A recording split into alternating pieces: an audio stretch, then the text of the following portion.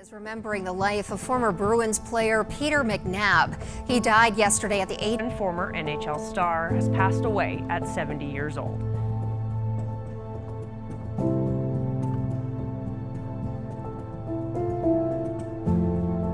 And this is going to be something. O'Reilly's into the stands fighting with a Ranger fan, and all the Bruins are going over. Gilbert is in there, Peter McNab. They're all into the stands. McNab's going up to grab somebody about 7 or 8 rows up. Peter McNab and Hardy, toe-to-toe. Peter McNab, we've not seen him in many fights, and he is toe-to-toe with Hardy. They're still going.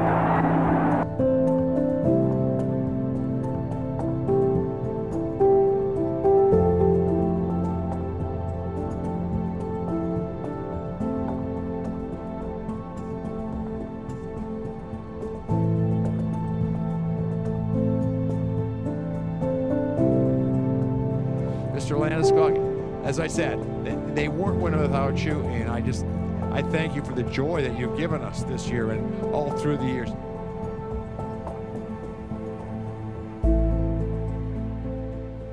And one of the league's best hockey analysts. For 14 seasons as a player with the Sabres, Bruins, Canucks, and Devils, Peter was a relentless power forward, notching 363 goals and over 800 career points, which resulted later in an induction into the U.S. Hockey Hall of Fame. After spending time in the broadcast booth with Doc Emmerich and the New Jersey Devils, Peter returned to the town where he played his college hockey and became the first color analyst for the Colorado Avalanche in 1995, a career he would remain in for 27 years. For Avalanche fans, Peter was their teacher, helping Avs faithful become the knowledgeable fan base they are today. A pillar in the community, a great friend and family man, and one of the best sports broadcasters in Colorado history. Peter McNab will be forever missed, but always remembered.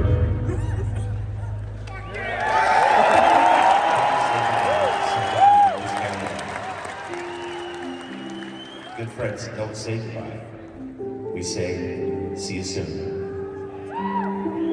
Peter McNab was a friend to so many of us. He was our leader, always painting that picture for us. He made us all laugh and cry as we watched the game. Good or bad, Pete was always there. For almost 27 years, Peter has been the face of Avalanche hockey, introducing the game to the Rocky Mountain region from day one when the team moved to Denver from Quebec.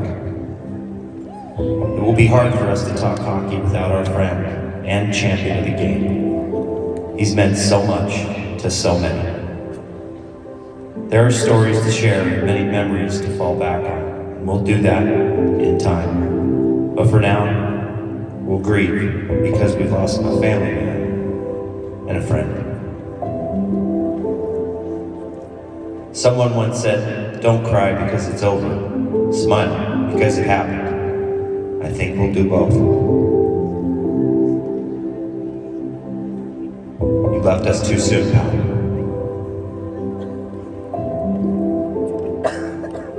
We love you, Maxy. You will be missed.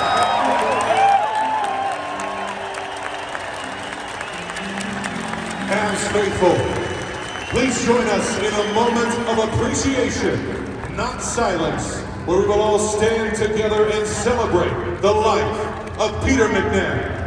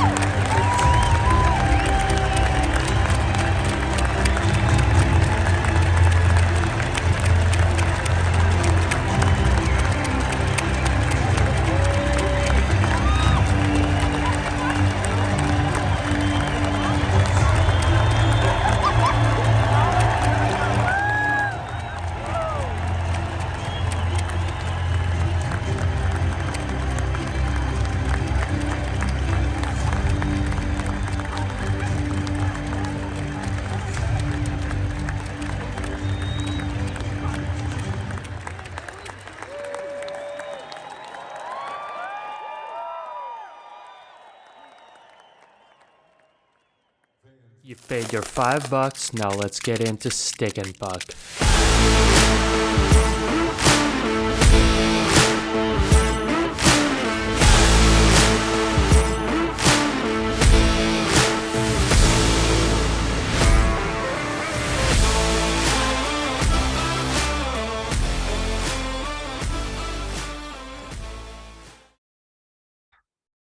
All right, you got your hand stamp. We're ready to sharpen up our skills. Welcome back to another episode of Stick and Puck. I am Cody Beekman and Keits. Good to see you again, bud. Good to see you, dude. It's kind of weird that we're doing this. I feel like we're in COVID again. Right? It's kind of odd. It's especially because I keep getting sidetracked by looking at myself. It's weird. Yeah, it is. It's interesting. It's different. We've never done this before, so I mean, we have done this before, but it's been quite some time. So for sure. The I whole don't even think we had the screens. I think we were just doing it over the phone, like back in the day, for On the Bench with Beeks. it was that, and we had no video back then too. It was strictly just audio when we did through the phone. Which, God, those memories of going back and forth. Beautiful, aren't they? Yeah, no, definitely, man. Before I get going on,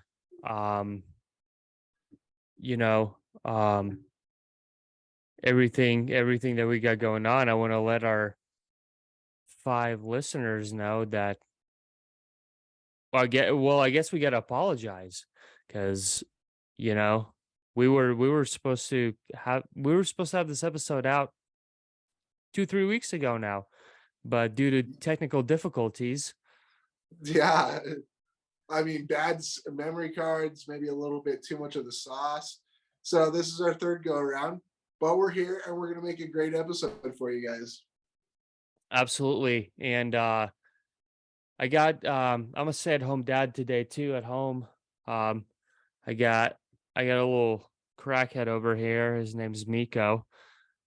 So if he pops in anywhere during this video, don't be surprised. He's just hanging with Pops today. Hanging with Pops, being Mr. Mom today. Well, yeah, I guess we'll dive right in. I mean, the first thing we got to talk about, I mean, obviously some sad stuff coming out of our neck of the woods here. Peter McNab passing away. And I mean, it's been rough. Yeah, I mean, and this hits home too. I mean, Cody, I know you're able to share much more than I can when it comes to this. First things first, it just came out of nowhere, So it was like, obviously we knew he was dealing with cancer and he was in remission and all that, but it just happened so suddenly where it was just like a huge shock, not only us, but here for everyone here in Colorado, for every Avs fan. But we've been lucky to meet him from time to time, through dog bowls, and I've had the pleasure to meet him a couple of times when back, with the On the Bench with Beeks crew, during dog bowls, and yeah, I mean, being lucky enough to have him on the podcast and him just telling about all his great memories with the Boston Bruins and, with the Avalanche. And, even before he was on the podcast, he was such an incredible guy. I remember going to games and, you could go talk to him after they do the pregame for Altitude. And every time you'd come up to him, you'd know exactly who you were. And he'd spend the time and talk hockey with you, no matter what. I mean, it was just that he was just that kind of guy. I mean, how many people he would meet a day and he'd still be able to remember exactly who you were. It speaks to how incredible of a person that he really was. absolutely, yeah. And I was going to say the same thing. I mean, the guy literally had like a photographic memory or whatever it was. Even during the On the Bench with Beeks days when I was more part of that podcast, that we started, he he'd remember the faces, he might not quite remember your name, but it's like, you're the podcast guys, or whatever. Right. So like he never like forgot you, and that's kind of like a pretty cool memory. And for me, one of my fondest memories was after the first interview the On the Bench with Beeks crew did. I remember when it was all done and said with, and after we get done recording, it's just like chit chatting or whatever, like, so yeah, well, thanks for doing this and this and that, like the small talk or whatever. And then I just remembered him like asking someone, I was like, hey, you got a piece of paper, like a scrap paper or something? And I was like, yeah. And we ended up finding some piece of scrap paper. I don't know if it was from like the little, the chicken finger little place down there where you guys recording at the time, wherever, it doesn't matter.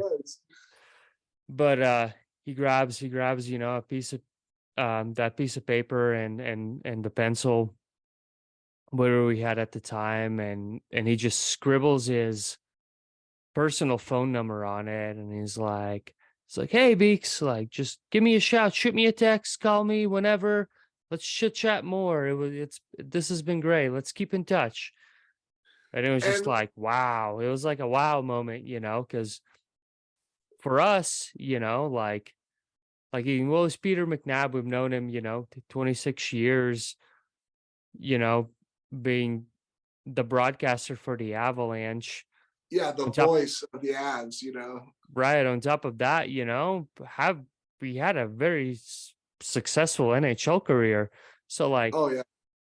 So you have like this weird like starstruck, mentality, and it's like, holy shit, like this guy just gave Cody his personal phone number, like, right. It's like getting the digits of a hot girl out of the bar, like that you never thought you'd have a chance with.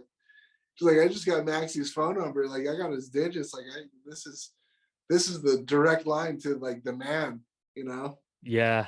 It was I mean, that story or that time, like it's just like so engraved in my head. I don't think I'll ever like forget it. That is like one of my most fond memories of him, and absolutely. And you mentioned like he had a really great career, and the guy that Peter McNab was, like, he totally downplayed how incredible of a hockey player he really was. I mean, like 4 40-goal seasons, that's nothing to sniff at, and I mean, like, he was an incredible hockey player, and just him being as humble as he was, he totally downplayed how great of a player he was. And like, I mean, yeah, just not, I mean, he was a fantastic hockey player to boot. Yeah, I mean, he was a goal scorer, he was a scrapper, like, the quintessential power forward, man. And right. yeah. I'm sure times are different, back when he played, but still, like, it takes skill, man. It takes skill, and he had it. It's just cool. And like you mentioned earlier again, the fact that he like didn't even like, like you'd meet him on the street. If you didn't know who Peter McNab was, like you wouldn't know that he played 14 whatever seasons in the NHL. He's, the face of the Colorado Avalanche for 26 whatever years, like you'd never guess. He's like your normal, like day-to-day grandpa, so to speak, Oh yeah, just a guy, and he treated everybody the same, man. He didn't treat anybody special, worse or better, man. Everybody in his eyes were, just another guy he could talk hockey with, and for that, I mean, it's just, just marks to another, a little notch on our belt. We always say that hockey players are different. They don't have this gigantic ego about them, and Peter McNab was the perfect example of that. Absolutely, man.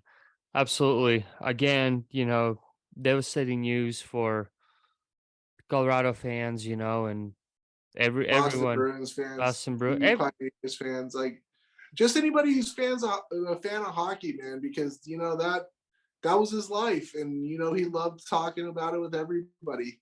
So, you know, hockey lost a good one a week ago. So, you know, Yeah, no, absolutely, man. And again, rest in peace, Peter. Thank you for everything you've done for us, for the hockey community. I mean, a guy that people will never forget.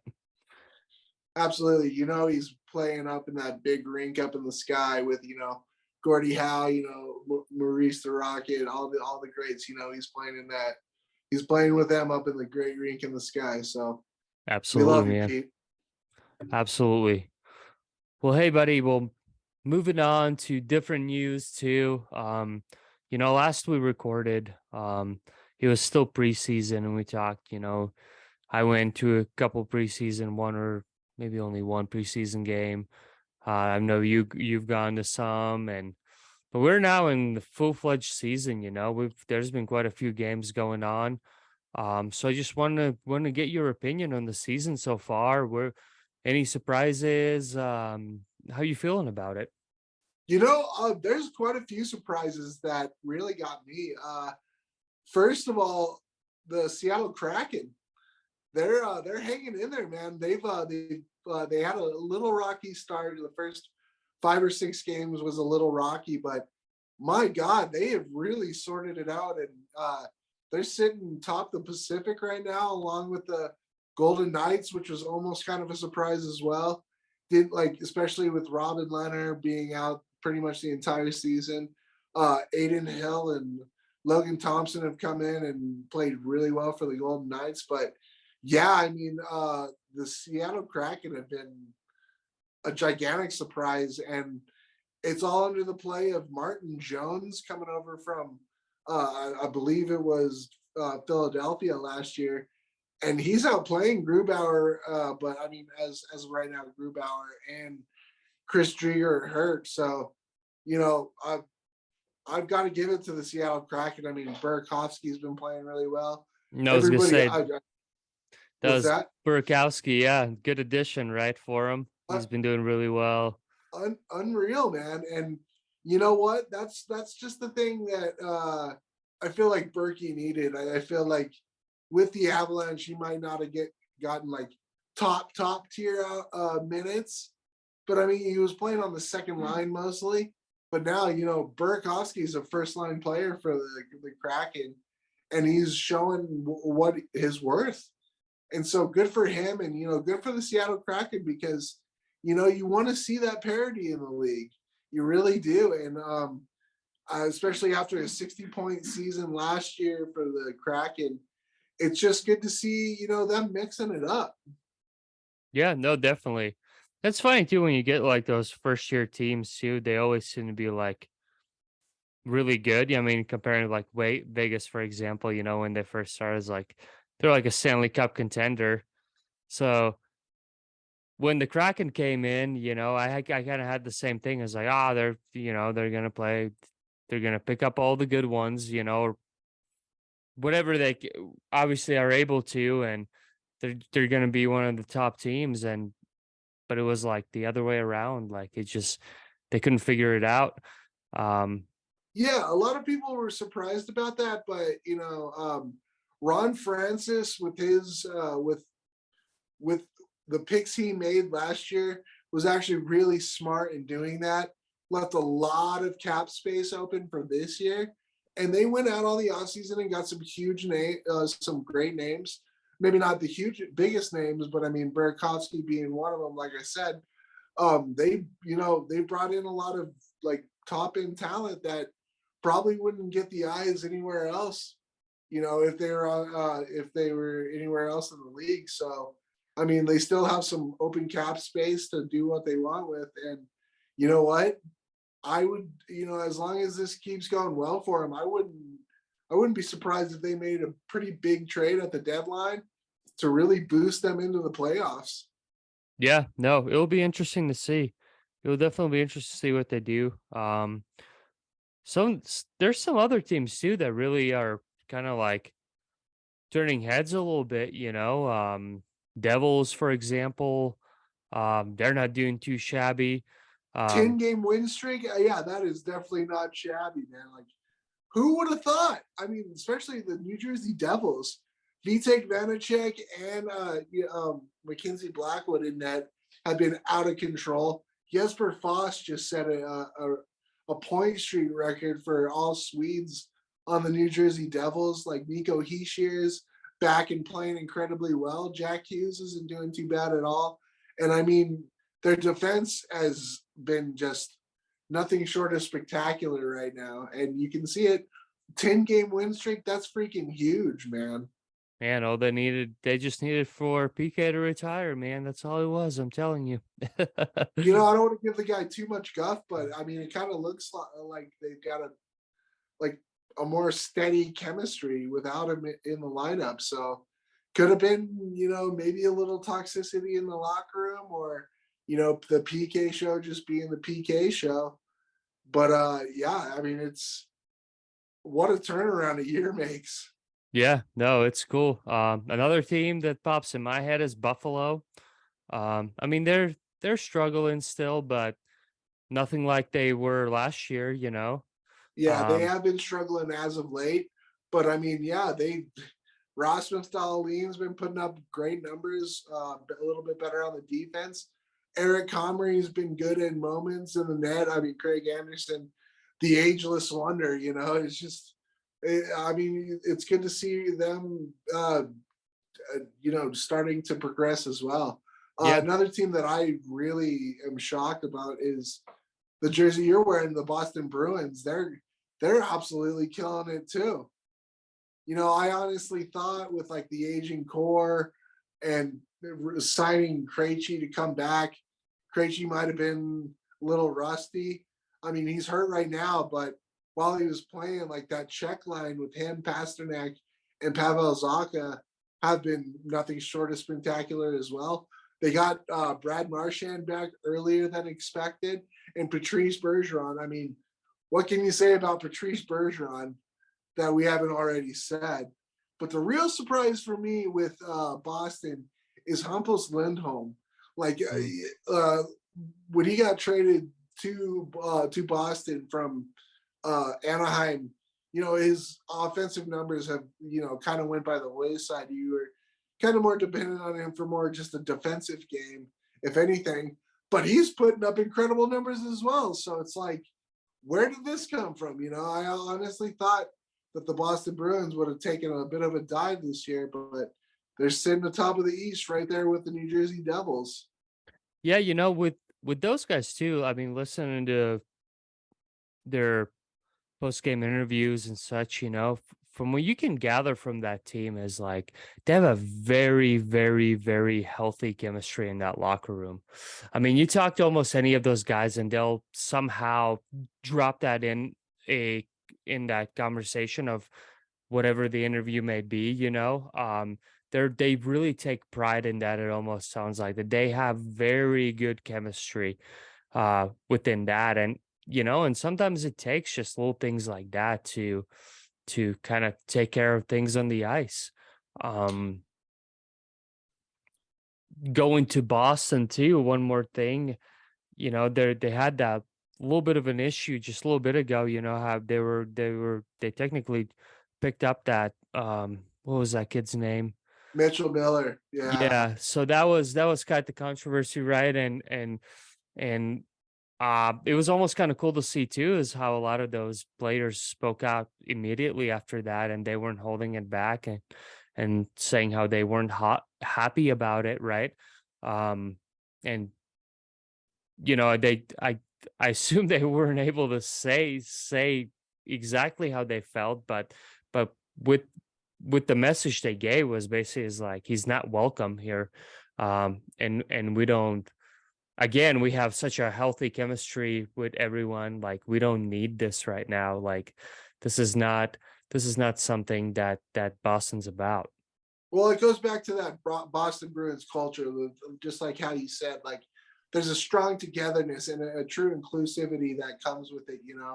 It doesn't matter the color of your skin. It doesn't matter how able you are, but they're trying to breed a much better culture of inclusivity, as well as this close knit group. And you know, with that, the stuff with Mitchell Miller, it's really obvious about what's going on there. You're like the stuff that I read that came out from Isaiah, the actual person that was being affected by this and like being bullied.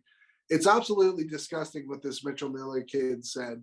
And that hockey doesn't need that. Locker rooms don't need that. You know, players don't need to be around that kind of thing, no matter what. So for the Boston Bruins players to come out and speak out against that, it really shows what kind of true character they do have in that locker room. Absolutely, man. Absolutely. And, you know, as most people probably feel the same way, you know, obviously Gary Bettman stepped in afterwards and just kind of basically said it like he can't play in the NHL. Like he's not playing in the NHL ever, you know? So that kind of ended, you know, the whole Boston situation. Makes you think though, like who even thought it was a good idea to even consider that, you know? But what they have and how well they've been doing, it makes you think is like whoever made that decision, like what did they saw in him, and like what was he supposed to like bring to the team that they don't have already, so to speak. Right. And you know, that really falls upon the shoulders of Don Sweeney and Cam Neely. It's clear it's either they did their due diligence, realized what this kid has done, and they just didn't care, or they didn't do any more background info. Either way, it's a bit of I feel like they dropped the ball on that whole thing. Yeah. Well, glad that's done and over with, you know.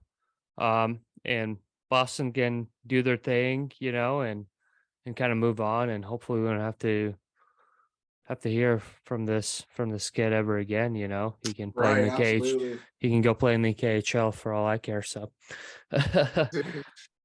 so with Jake Virtanen, you know. Right.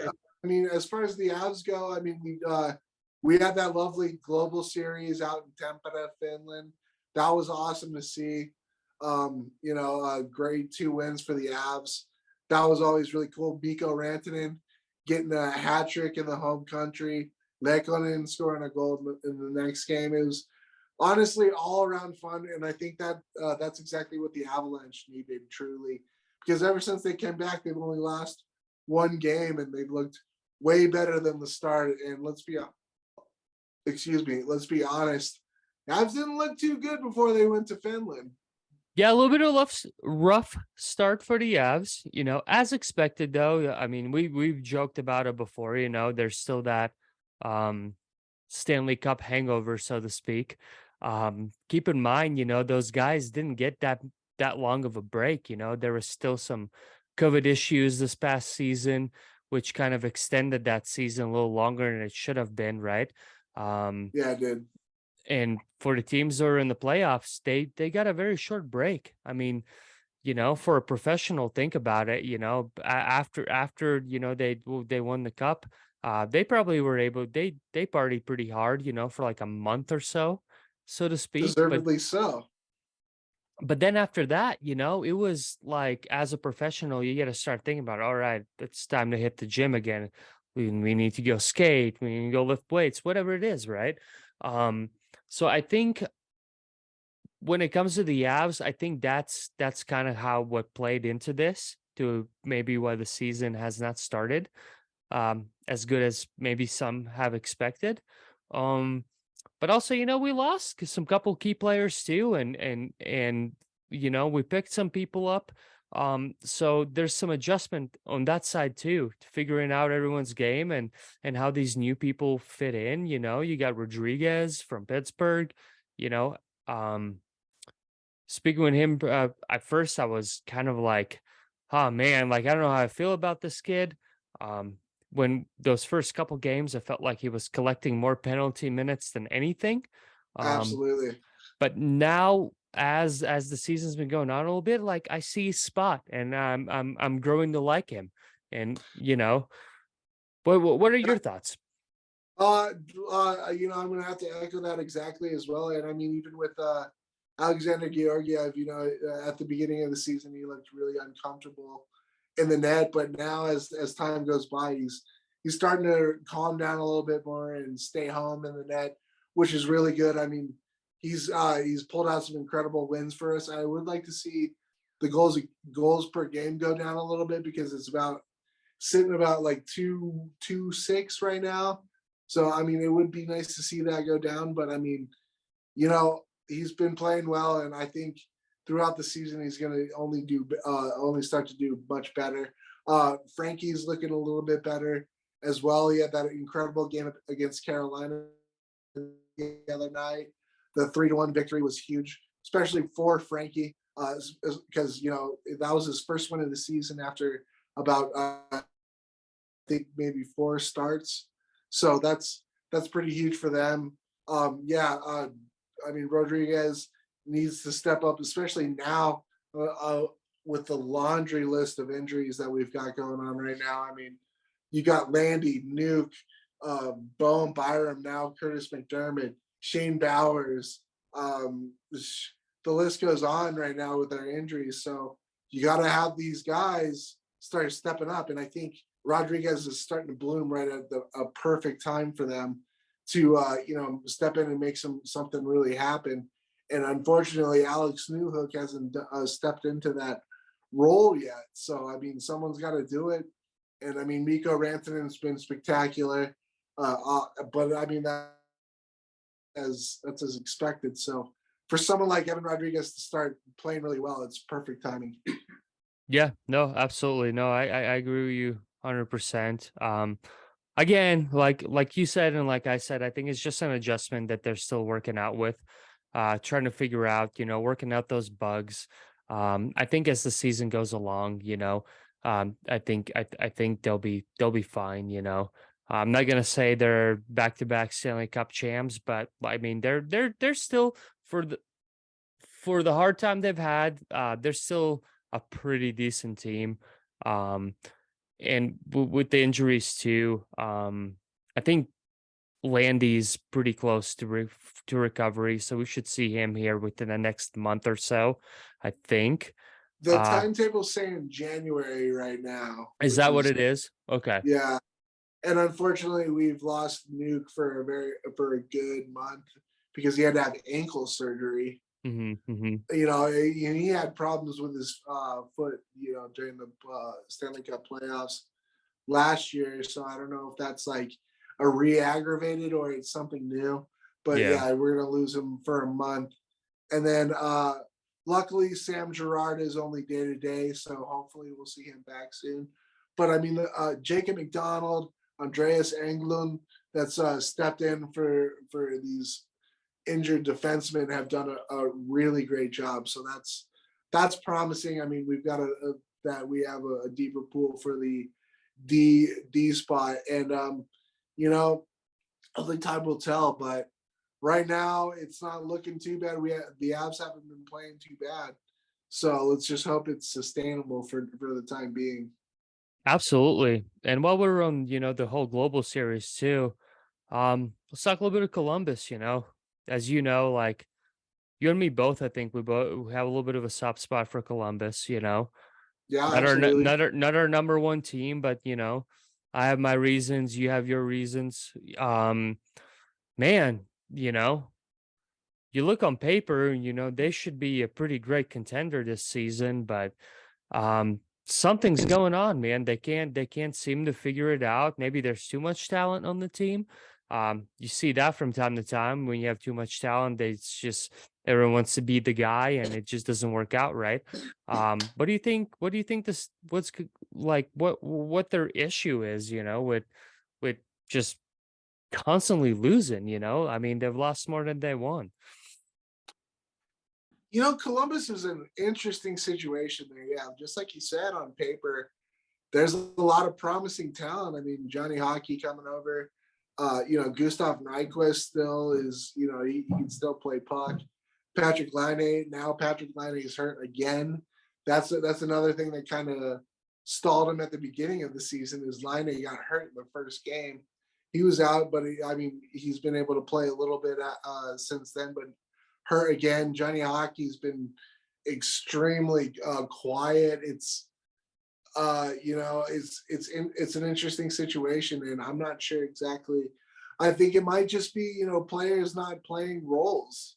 It could be as simple as that. Just injuries and players not slotting into the roles that they are being asked to be played. But I mean, there's also been problems in the goaltending. I mean, Elvis Merzlikins has not looked like himself for a while now, and that's unfortunate. I mean, granted, he is apparently getting death threats, which is just absolutely awful. His wife coming out about that. I mean, still, you mourning a friend, with it's you don't. There's not a timetable for something like that, and losing someone like Kivlenix to him. I mean, it's gonna hurt you no matter what. So, he might be battling some demons, and I don't blame him. If he is, I could totally understand it. But I mean, Jonas Korpisalo hasn't looked any better, and Corpy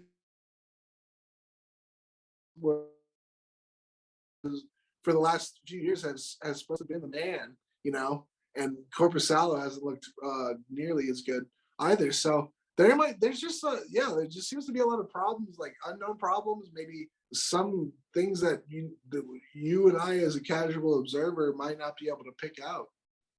No, definitely, yeah. No, there's definitely issues going on. I mean, there's next to no defense.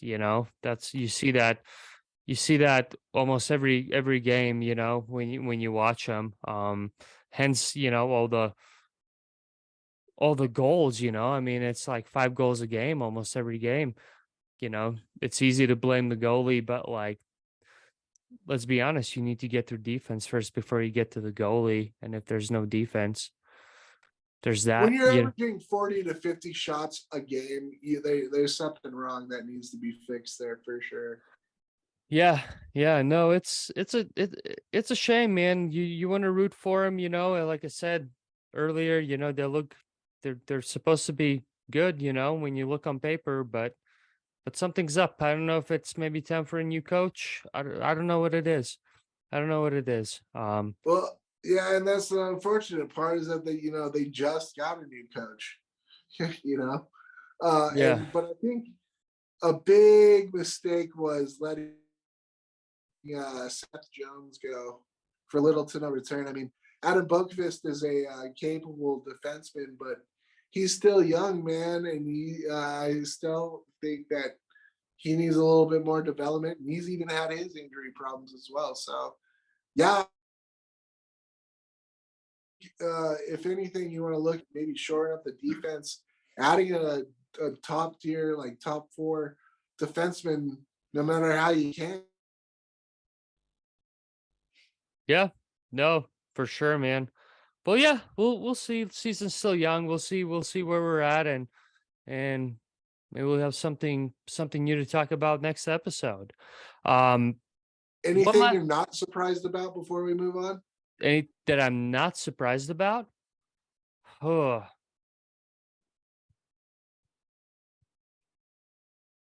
I don't know.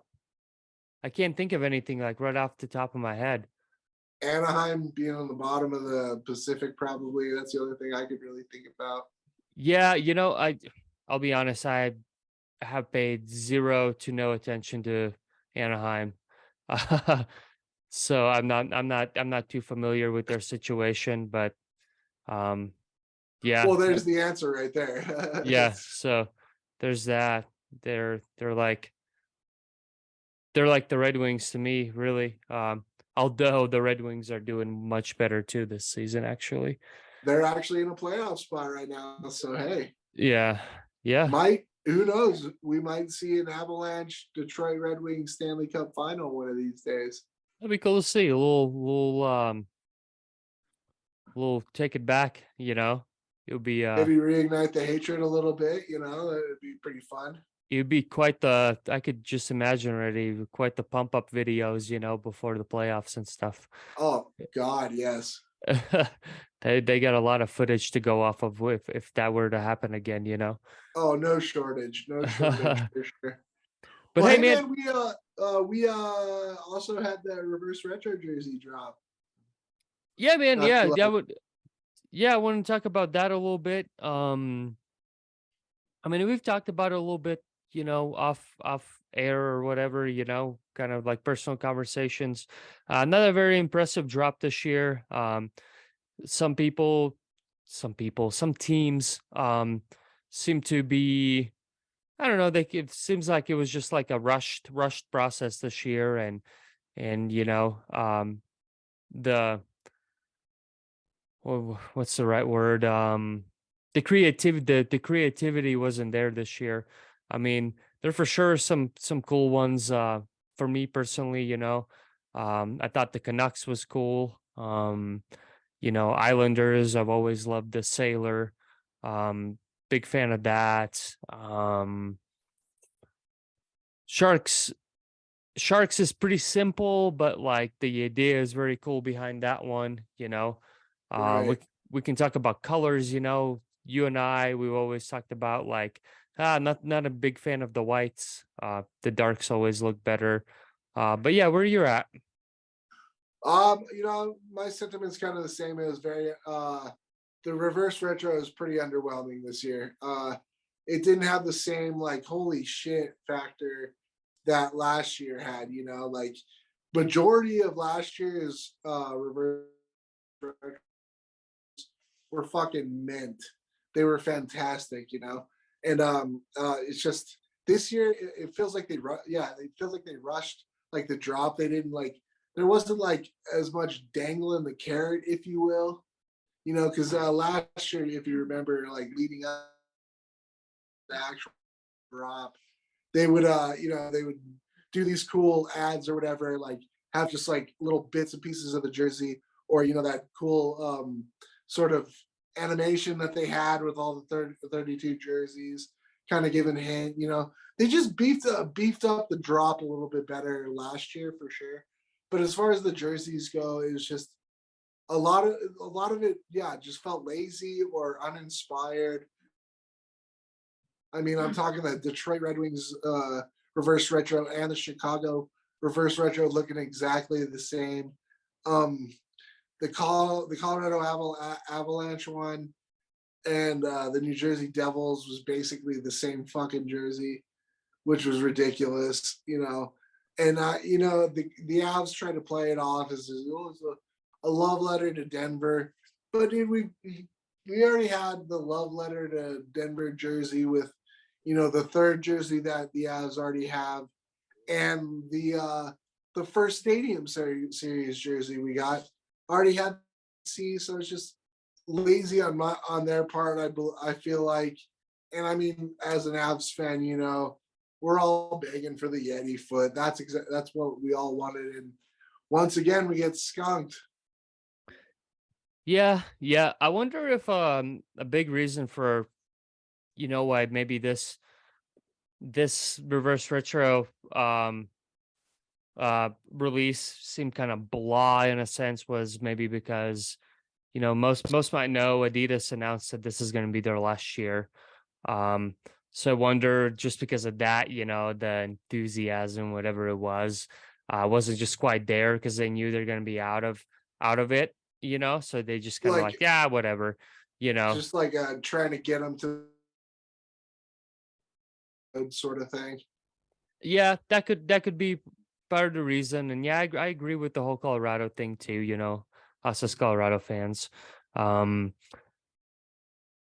the C, you know, the C seems very overused these days, at least here in Colorado. You know, um, I don't know how many years ago this happened, but um, you started, at least here in Colorado, you started seeing those gift shops, those Colorado gift shops at malls and stuff, so you can buy like your Colorado t-shirts and socks and whatever with the C, with the state flag, and it was like this big cool thing. Um Right. and it's just, at this point it is just like so overused. So in a weird sense like that, you know, like when you look at the reverse retro, you know, it's almost like shit. Like, did you buy it at one of those gift shops? Almost. Seriously, yeah, it's like you Um, picked up like a Colorado jersey, a gift shop for sure. And I mean, Yeah. even on our uniforms, like we have the C's on the C on the shoulder patch. I mean, the third jersey has it, the Stadium Series jersey has it. It's overdone, and it's just like, why wouldn't you use something that the fans are begging for? That was a huge part of the actual Colorado Avalanche past, you know? Yeah. Yeah, man. Yeah, maybe, I don't know. I know Adidas is not part of it anymore, so who knows if we're going to have reverse retros, but maybe we'll do something different next year if there is a next year for reverses. Um Or but yeah, whomever that takes like the bid or something, maybe comes up with something even cooler than like reverse retro, you know? yeah, for sure. For sure. But again, I mean, you and we've talked about this too. Like, we both still ordered the jerseys. In fact, they're out for delivery today, so I should have a package here maybe right now in front of my door. I don't even know. You Um, and I both. um, But yeah, it's definitely going to be my least favorite Avs jersey that I own. And I don't think, like, I am going to wait till I see it in person, but I still feel like I'm probably going to be pretty underwhelmed by it. yeah, you never know. It might be one of those things that ends up growing on you, as time goes off. But yeah, yeah, we'll see where it goes, man. Absolutely, man. Well, hey, Actually, I've got the UPS man right outside my door right now. there you go, man. Right as we speak on episode. Well, hey, dude. That being said, maybe we should wrap this one up, man. We're getting close to here. What is it? Close to 40 minutes or so. Let you check out your jersey and go from there. I mean, well, I beautiful episode as always. Love talking hockey with you. Yeah, man. Feels a bit at stick and puck, eh?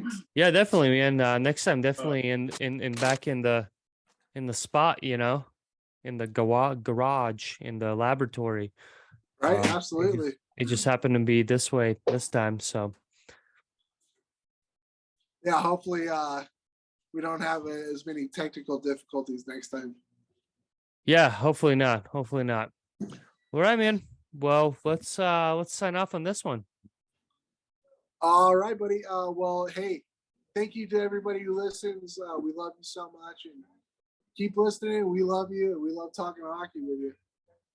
That's right. Yeah, we'll catch you on the next one. Sorry, this one was a little late. Yeah, for sure. All right, guys. Till next time.